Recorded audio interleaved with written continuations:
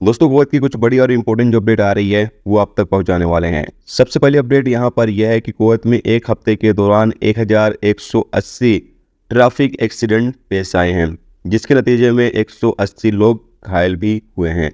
Update के मुताबिक बताया गया है कि 30 अगस्त से 5 सितंबर के बीच ट्रैफिक कैंपेन जो चलाया गया उसके नतीजे में 31,395 ट्रैफिक वायलेशन रिपोर्ट पर आए हैं और सबसे ज़्यादा ट्रैफिक वायलेशन फरवानिया में 6,472, दूसरे नंबर पर कैपिटल गवर्नरेट जहां 5,286, अहमदी में 5,022, जहरा में 4,719, हाउली में 2,317, मुबारक अल कबीर में 2,111 ट्रैफिक वायलेशन रिपोर्ट पर आए हैं।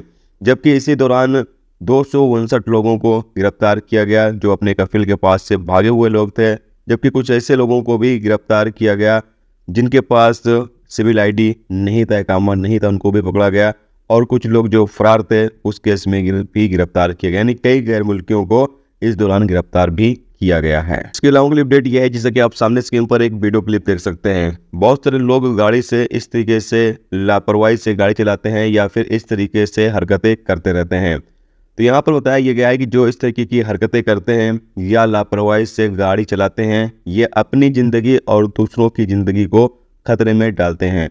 यहाँ पर मिनिस्ट्री के द्वारा नंबर जारी किया गया है 112 पर आप कॉल करके अगर इस तरह की कोई हरकत कर रहा है तो 112 नंबर पर कॉल करके आप इसकी कंप्लेन ऑपरेशन रूम को कर सकते हैं, या फिर व्हाट्सएप नंबर यहाँ पर दिया गया है जैसा कि आप सामने स्क्रीन पर देख सकते हैं 99324092।